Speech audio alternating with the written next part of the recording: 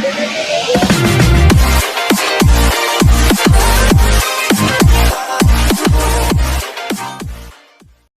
good morning students. First of all, thanks to all those students who watch my every video. बच्चों ने video देखी है और बच्चों ने उन वीडियोस को देख के अपनी हर एक एक्सरसाइज को करके मुझे सेंड करके मुझसे चेक भी कराया। तो ये देखकर बड़ा अच्छा लगा कि बच्चे एटलीस्ट कुछ सुनकर काम कर रहे हैं, सीरियस हैं, तो बहुत अच्छी बात है आप लोगों के लिए। अब इस रियल नंबर चैप्टर में आपके दो कॉन्सेप्ट रह गए हैं। एक कॉन्सेप्ट आपका रह गया है कॉन्सेप्ट ऑफ इरेशनल नंबर और एक आपका लास्ट कॉन्सेप्ट रह गया है कॉन्सेप्ट ऑफ डेसिमल एक्सपेंशन। तो आज मैं आपके दोनों कॉन्सेप्ट को क्लियर करने जा रहा हूँ, ध्यान से आप देखना। Now concept of irrational number.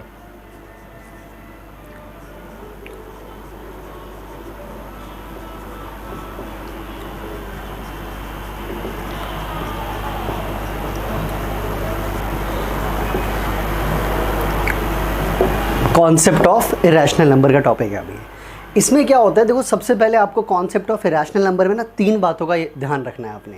वो तीन बातें कौन कौन सी हैं वो आप देख लो। फर्स्ट पॉइंट है आपका not a rational number. Not a rational number, ठीक है, रैशनल नंबर नहीं होना चाहिए वो। दूसरा, सम और difference of rational and irrational is always irrational.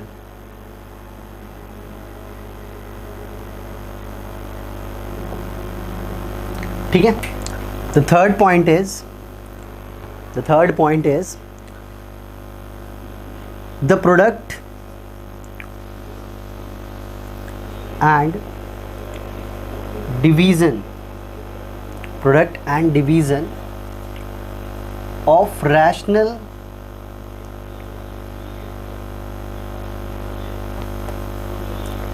and irrational is also irrational। देखो तीन बातें हैं कि रैशनल नंबर क्या होते हैं। इरेशनल नंबर के कॉन्सेप्ट में आपने याद रखना है कि इरेशनल कौन से नंबर होंगे, जो रैशनल नहीं होंगे। मतलब फर्स्ट पॉइंट ये शो करता है कि जो नंबर रैशनल नहीं होंगे वो इरेशनल होंगे। दूसरा पॉइंट, सम और difference of rational and irrational is always irrational. अगर आप कभी भी एक रैशनल और एक इरेशनल नंबर का अगर आप सम करते हो तो आंसर उसका इरेशनल नंबर ही आएगा। इसी तरीके से अगर आप एक रैशनल और एक इरेशनल का डिफरेंस करते हो, माइनस कराते हो, तो भी आंसर आपका इरेशनल नंबर ही आएगा। ठीक इसी तरीके से अगर आप एक रैशनल और एक इरेशनल का प्रोडक्ट कराते हो तो भी आपका इरेशनल आएगा। अगर आप एक रैशनल नंबर को एक इरेशनल नंबर से डिवाइड कराते हो तो भी आपका आंसर इरेशनल नंबर ही आएगा। अब देखो किस तरीके से, मैं एक एग्जाम्पल के लिए बता देता हूँ कि जितने भी आपके नॉट परफेक्ट स्क्वायर नंबर्स होते हैं, नॉट परफेक्ट स्क्वायर नंबर्स यानी कि जिनका स्क्वायर रूट से कंप्लीटली बाहर नहीं निकलता है, स्क्वायर रूट्स नहीं पॉसिबल हो, वो हमारे सारे नंबर से रैशनल नंबर कहलाएंगे। फिर बात करते हैं सम और डिफरेंस की बात मैंने की है, तो इसके लिए भी एक एग्जांपल मैं यहाँ पे लिख देता हूँ कि अगर आप 2 + √3 लिखते हो या आप 5 - √2 लिखते हो, यानी कि ये दो, एक rational, 2 is a rational number और √3 इज़ अ इरेशनल नंबर, इन दोनों का अगर आप सम करते हो तो रिजल्ट भी आपका क्या आएगा कि वो इरेशनल ही आएगा। ठीक इसी तरीके से आप एक रैशनल और एक इरेशनल नंबर को माइनस कराते हो, डिफरेंस करते हो इनका, तो इनका डिफरेंस भी आपका क्या आएगा, इरेशनल आएगा। इसी तरीके से प्रोडक्ट और डिवीज़न का भी मैं एग्जांपल के लिए समझा देता हूँ आपको कि अगर आप प्रोडक्ट कराते हो 2 × √3 तो आपका रिजल्ट कितना आएगा, 2√3, तो this number is irrational number. फिर इस तरीके से बात करते हैं हम डिवीज़न वाले के लिए। डिवीज़न में अगर सपोज दैट मैंने एक ले लिया है नंबर कि अगर 5/√3 है तो 5 रैशनल नंबर है और √3 आपका इरेशनल नंबर है, दोनों को जब आप डिवाइड करोगे तो भी जो रिज़ल्ट आएगा वो भी आपका क्या आएगा, एक इरेशनल नंबर आएगा। तो इस तरीके से आपने ये याद रखना है कि जब भी कभी इरेशनल नंबर का कॉन्सेप्ट आए, आपने ये 3 पॉइंट्स अच्छे से याद रखने होंगे और तीनों आपको माइंड में पता होने चाहिए। इन्हीं के बेस्ड पर आपके पास कॉन्सेप्ट ऑफ इरेशनलिटी का प्रूव दैट के क्वेश्चंस आते हैं। प्रूव दैट करना होगा आपको कि इरेशनल नंबर कैसे आप प्रूव करोगे। तो अब आप देखो कि कैसे इरेशनल नंबर प्रूव करने का क्या कॉन्सेप्ट है। अब देखो, इरेशनल के कॉन्सेप्ट को देखते हुए इरेशनल का सबसे मोस्ट इंपॉर्टेंट टॉपिक आता है प्रूव दैट का, कि prove that irrationality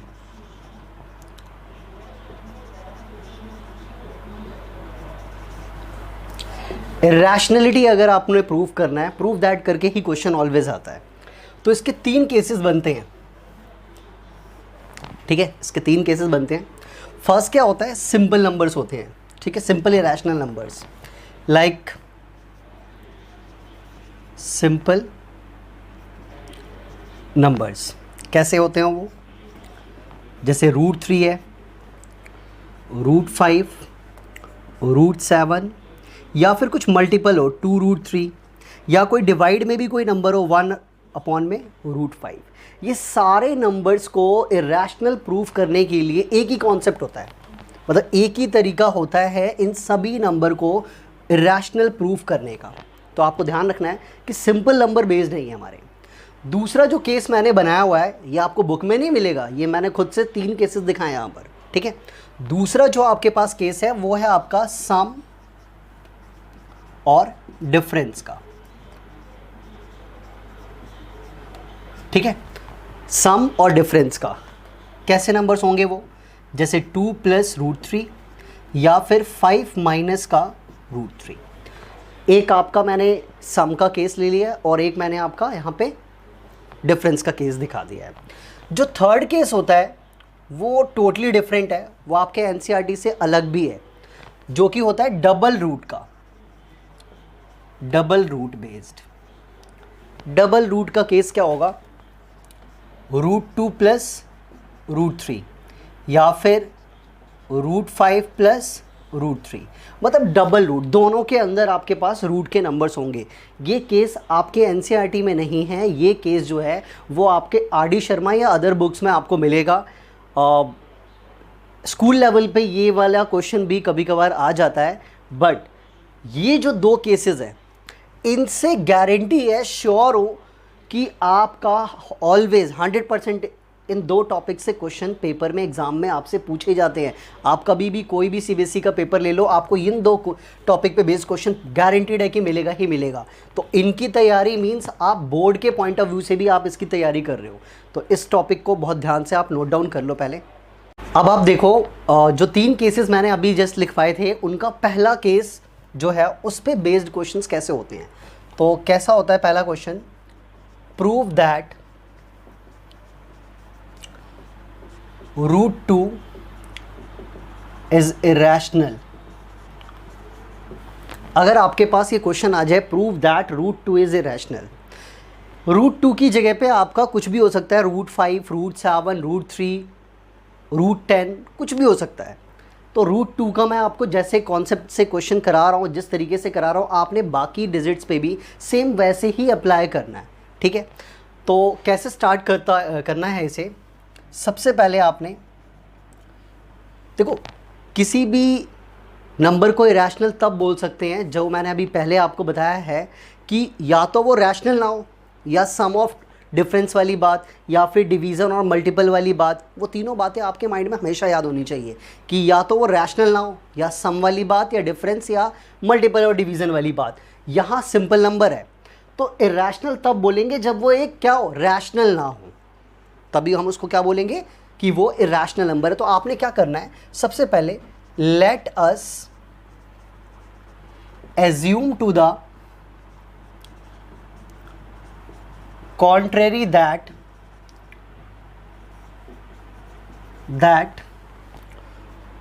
√2 is rational। क्या करना है, सबसे पहले आपने एज्यूम कर लेना है कि जो √2 है ना वो रैशनल नंबर है, ये आपने एज्यूम कर लेना है। अब अगर ये रैशनल नंबर रूट टू को आपने एज्यूम करा तो आप सबको पता है कि रैशनल नंबर क्या होता है, जो पी अपॉन क्यू के फॉर्म में होता है, ठीक है। तो आपने क्या करना है, इस रूट टू को क्या मैं ये लिख सकता हूँ कि ए अपॉन बी लिख सकता हूँ फ्रैक्शन फॉर्म में, पी अपॉन क्यू के फॉर्म में। और यहाँ पे आपने ब्रैकेट में बहुत ही इंपॉर्टेंट रीज़न लिखना है, ऑलवेज याद कर लेना इसे, कि यहाँ पे आपके a and b are coprime numbers. जो आपके ए और बी हैं वो आपके कोप्राइम नंबर्स हैं। और एक और बात ध्यान रखना है कि b is not equal to 0, denominator वाला 0 नहीं है। तो यही तो रैशनल नंबर की डेफिनेशन होती है। और a और b को मैंने क्या बोला है, कोप्राइम नंबर।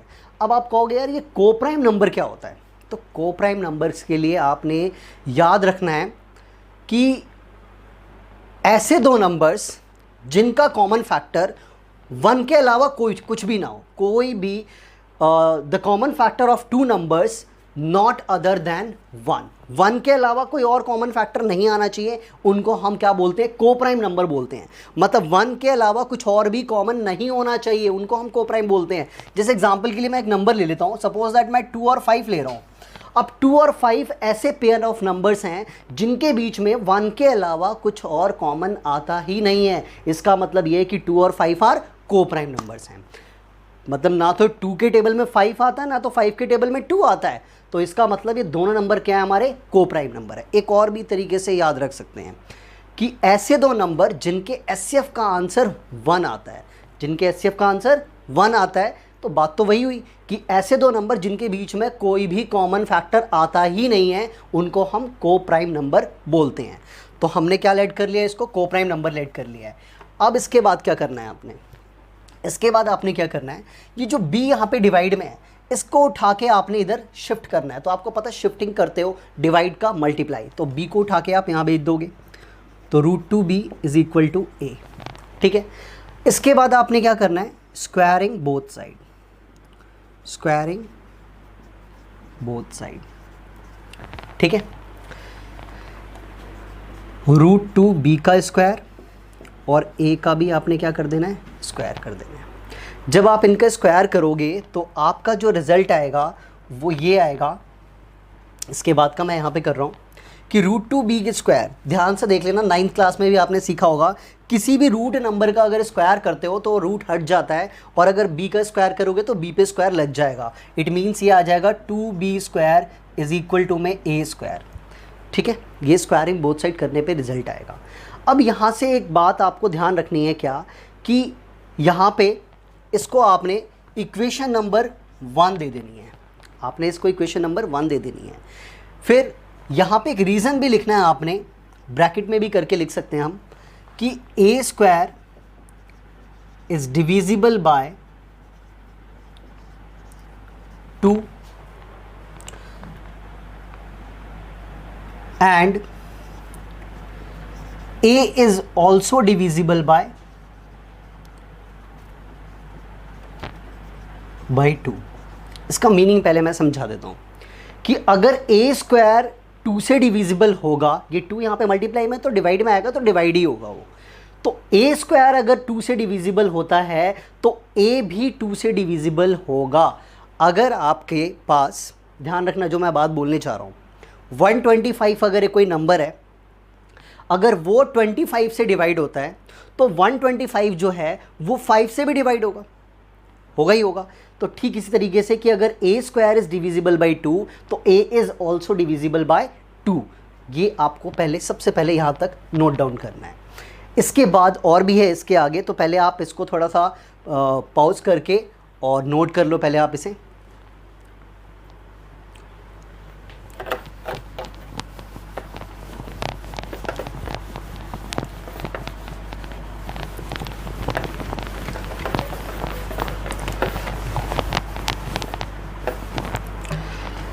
इसके बाद आगे कंटिन्यू देखो क्या है, आपने क्या करना है, अब एक एक्स्ट्रा इंटीजर आपने लेट करना है। तो let a is equal to 2c। अब आप कहोगे ये a is equal to 2c आपने क्यों लेट किया है। अगर ये 2 का करना है, √2 का करना है, तो 2 लेट करोगे यहाँ पर, 3 होगा 3 लिखोगे, 5 है 5 लिखोगे, 7 है 7 लिखोगे, 10 है 10 लिखोगे। और सी आपने, क्योंकि ए और बी तो आपने ऑलरेडी 2 नंबर सेलेक्ट कर लिए थे, तो नेक्स्ट कंटिन्यू नंबर हम ले लेते हैं, तो वो क्या हमारा सी है, तो मैंने सी लेट कर लिया है। तो आपने ये एक लेट करना है और सी जो है वो आपका एक अदर एक इंटीजर है। फिर क्या करना है आपने, यहाँ भी स्क्वायरिंग बोथ साइड करना है।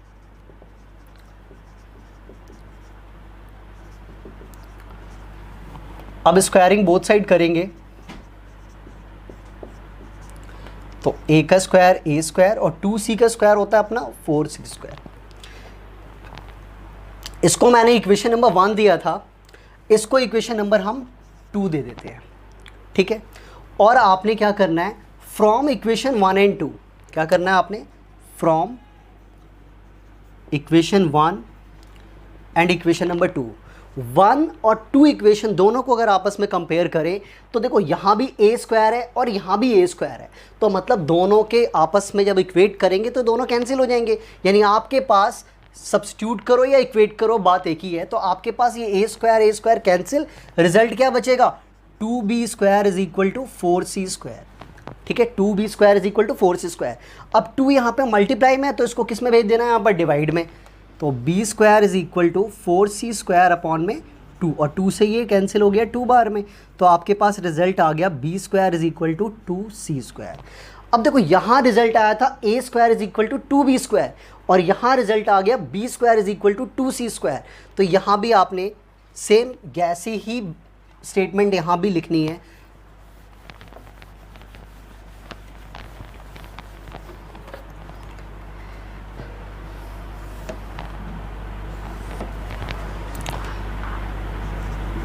b square is divisible by 2 and b is also divisible by 2।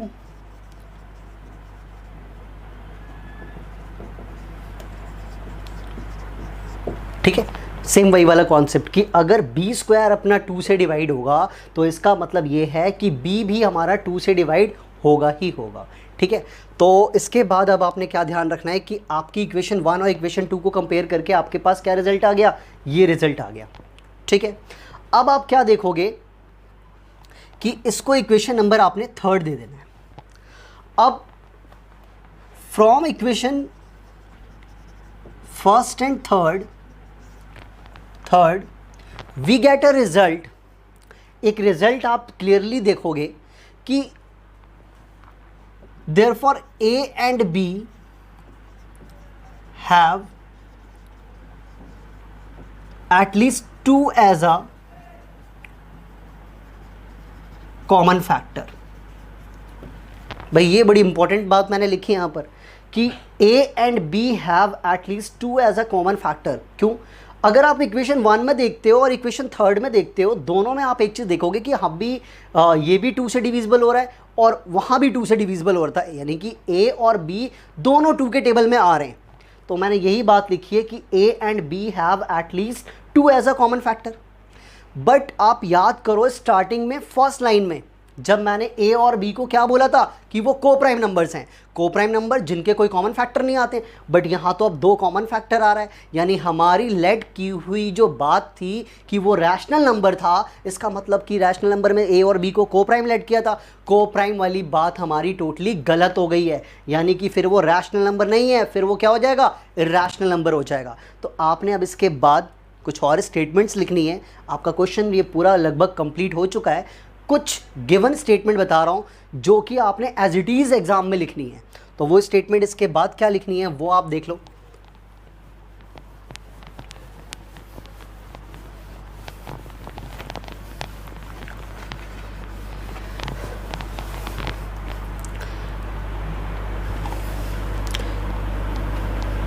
Now our assumption becomes wrong about √2। जो हमारा एजम्पशन था, जो हमने लेट किया था, एज्यूम किया था, वो हमारा √2 के लिए क्या हो गया, वो गलत हो गया। क्योंकि हमने बोला था कि वो एक रैशनल नंबर है और वो a और b को प्राइम नंबर है, को प्राइम में कोई कॉमन फैक्टर नहीं होता। बट यहाँ पे प्रूव हो गया कि a और b have both have 2 as a common factor. So हमारा जो सपोजिशन या अजम्पशन था जो हमने लेट किया था वो हमारा गलत हो गया। हैंस वी कंक्लूड दैट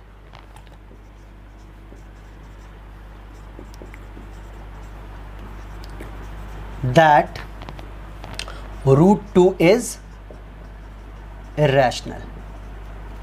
तो ये आपका पूरा कॉन्सेप्ट है इर्रेशनलिटी प्रूफ करने का। जैसे मैंने अभी आपको √2 का प्रूफ करके दिया है, सिमिलर बिल्कुल आप बुक के अंदर ही गिवन है √3, √5, आप एक और √7 करके देखो, ये आप घर पे ट्राई करके देख सकते हो। और जो मैंने 3 केसेस बताए उसका फर्स्ट लेवल आपका इसी पे बेस था। तो यानी कि अगर आप √2 सीख गए यहाँ से तो आप बिल्कुल ऐसे ही देख के √3, √5 और √7 का करके मुझे आप सेंड करिए, मैं चेक करके आपको बताऊँगा। ठीक है, अब इसके बाद आप देखो उसका सेकेंड केस क्या होता है। ये अब देखो फर्स्ट केस तो मैंने अभी आपको कंप्लीट करा दिया। सेकेंड केस क्या है कि प्रूव दैट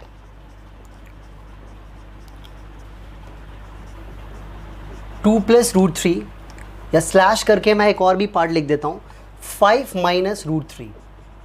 ठीक है, मैंने यहाँ पे सेकंड केस अपना लिया था सम और डिफरेंस। तो मैंने यहाँ पे एक सम का भी एग्जांपल दे दिया और एक मैंने आपका एक डिफरेंस का भी ले लिया, माइनस वाला केस भी लिया है। इज इर्रेशनल क्वेश्चन आपका हमेशा याद रखना कि इसी तरीके से क्वेश्चन आएगा एग्जाम के अंदर। ठीक है, तो 2 प्लस √3 या फिर 5 माइनस √3। तो प्लस का केस मैं नहीं करवा रहा हूँ, मैं माइनस वाला करा रहा हूँ ताकि आपको डिफरेंस वाले क्वेश्चन में प्रॉब्लम ना हो। तो मैं अपना 5 माइनस √3 वाले पार्ट को आपको करके यहाँ पे सॉल्व करके दिखा रहा हूँ। इसमें भी आपने सेम वैसे ही करना है। Let us assume to the contrary that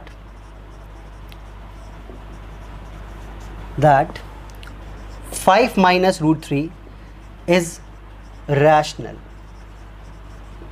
हमेशा ये ध्यान रखना है आपने सबसे पहले रैशनल ही लेट करना है, क्योंकि अगर आप इसे ये दिखा दोगे कि ये रैशनल नहीं है, इसका मतलब क्या है, वो इरैशनल है। तो देखो सम और डिफरेंस के केस में ना, जैसे अभी आपको मैंने पहला केस सिखाया था सिंपल नंबर्स वाला, वो थोड़ा सा काफ़ी लेंदी गया था, बट ये उतना लेंदी नहीं जाएगा। इसका सिर्फ एक ही टारगेट याद रखना, ध्यान से सुनना क्या टारगेट है आपको। प्लस माइनस वाले केस में ये टारगेट याद रखना है कि रूट वालों को एक तरफ कर दो और विदाउट रूट को एक तरफ कर दो। रूट वालों को एक तरफ कर दो और विदाउट रूट को एक तरफ कर दो, और फिर कुछ स्टेटमेंट्स हैं वो लिख दो, आपका क्वेश्चन कंप्लीट। तो टारगेट मैंने पहले ही बता दिया है। तो टारगेट क्या है कि ये आपने तो रैशनल ऐड किया हुआ है। अब अगर ये रैशनल नंबर है तो इसका मतलब ये है कि हम इसे क्या P/Q के फॉर्म में लिख सकते हैं, यानी A/B के फॉर्म में लिख सकते हैं। और A और B जो होंगे, A and B are integers. इस बार आपने कोप्राइम नहीं लिखना है, आपने इस बार इंटीजर्स लिखना है। वो इंटीजर्स इसलिए क्योंकि देखो प्लस माइनस का केस आ रहा है, तो इसलिए हमें यहाँ पे इंटीजर्स लेट करना है। ठीक है, और वही वाली सेम बात कि b is not equal to 0, denominator 0 नहीं होना चाहिए, तभी तो वो रैशनल नंबर कहलाएगा। अब इसके बाद देखो क्या करना है, मैंने अभी टारगेट बताया था कि आपने क्या करना है, रूट वाले को एक तरफ और विदाउट रूट को एक तरफ। बट इसमें भी एक और बात कि रूट को जब शिफ्ट करते हो आप, तो ये ध्यान रखना है कि पॉजिटिव रूट एक तरफ होना चाहिए और बाकी सारे नंबर्स एक तरफ, पॉजिटिव रूट। बट यहाँ तो आपका क्या है, नेगेटिव में रूट है, तो आपने इसे पॉजिटिव रूट बनाना है। तो क्या करना है, क्यों ना हम -√3 को उठा के इधर शिफ्ट कर दें और A/B को उठा के इधर शिफ्ट कर दें, बात एक ही होगी। 5 minus A/B is equal to में √3। देखो ध्यान से, ये वाला स्टेप माइनस में नंबर था, इसलिए मैंने इसे क्या करा है कि मैंने इसे राइट साइड में शिफ्ट कर दिया और A/B को उठा के इधर मैं नेगेटिव में लेके आ गया। इससे क्या हो गया, रूट हमारा पॉजिटिव में होना चाहिए। रूट पॉजिटिव में नहीं है, इसका मतलब आप गलत कर रहे हो। ठीक है, अब इसमें क्या करो, आप थोड़ा सा इसे एलसीएम ले लो, क्योंकि ये थोड़ा सा अलग है, ये फ्रैक्शन नंबर और ये सिंपल नंबर है। तो इनका एलसीएम लोगे तो क्या आएगा, b, और 5b माइनस का a इज इक्वल टू √3। अब बहुत ध्यान से, आपका क्वेश्चन कंप्लीट, एक तरीके से आपका 80% क्वेश्चन कंप्लीट है ये, क्योंकि टारगेट क्या बताया, प्लस माइनस वालों में रूट वालों को एक तरफ, पॉजिटिव रूट वालों को एक तरफ और बाकी सबको एक तरफ। अब इसको मैंने क्या करा, एलसीएम लेके ये रिजल्ट मैंने निकाल लिया यहाँ से। अब आपने एक चीज़ ध्यान रखनी है यहाँ पे कि आपको पता है कि रूट के जितने भी नंबर्स होते हैं जो नॉट परफेक्ट स्क्वायर रूट्स होते हैं, नॉट परफेक्ट स्क्वायर नंबर्स जितने सारे होंगे वो हमारे इरेशनल नंबर होते हैं। देखो अगर √4 होता तो डायरेक्ट आंसर आता है 2 और 2 इज़ अ रैशनल, बट √3, √5, √7 इनके रूट से जब बाहर निकालोगे तो ये सारे हमारे क्या होंगे, हमारे ये नॉन टर्मिनेटिंग और एक तरीके से नॉन हमारे क्या होते हैं, ये रिपीटिंग होते हैं। तो इसलिए इनके आंसर्स कंप्लीटली बाहर नहीं निकलेंगे, तो इसलिए हम इन्हें रैशनल नंबर बोलते हैं। तो आपने याद रखना है कि रूट में ये नंबर आपस में ऑलरेडी ये अपने आप में क्या है, एक इरेशनल नंबर है। तो लिखना है कि सबसे पहले 5b माइनस a अपॉन में b, यानी कि जो आपका फ्रैक्शन वाला पार्ट है उसको यहाँ पे लिखना है। देयरफॉर ये जो पार्ट है इज अ रैशनल नंबर, क्योंकि फ्रैक्शन फॉर्म में है तो इसका मतलब ये रैशनल नंबर होगा। और अगर ये रैशनल नंबर है और बीच में इक्वल्स टू का साइन है तो फिर तो अगर ये rational, so √3 is also a rational. ये फ्रैक्शन फॉर्म में है तो रैशनल नंबर, और इक्वल्स टू का मतलब होता है दोनों तरफ सेम होंगे वो, तो इसका मतलब √3 भी क्या होगा, एक रैशनल होगा। बट वी नो दैट, इसके बाद का यहां पे मैं लिख रहा हूं, नोट कर लेना आप।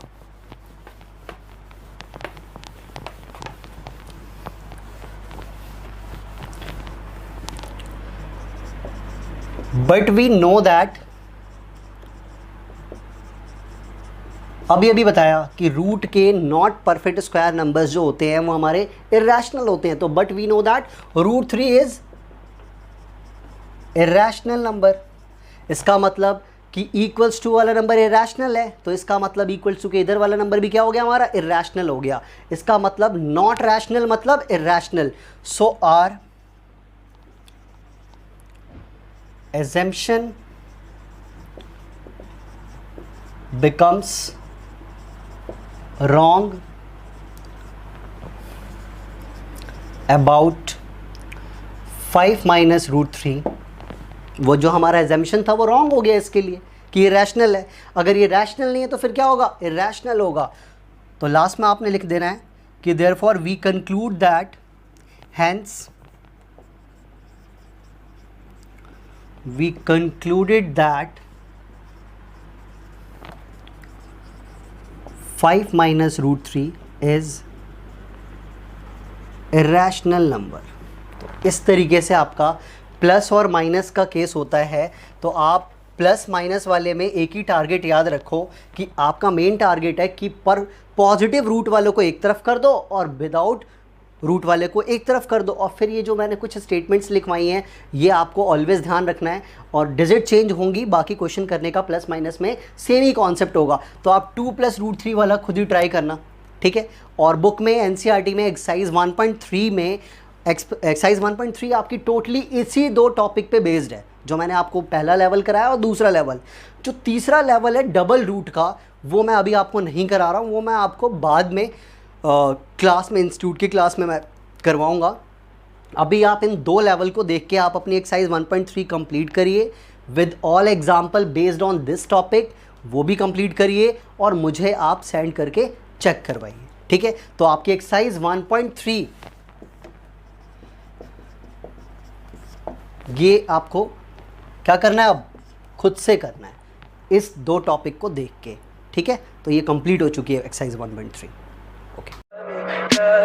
Tell me pretty lies, look me in the face, tell me that you love me, even if it's fake.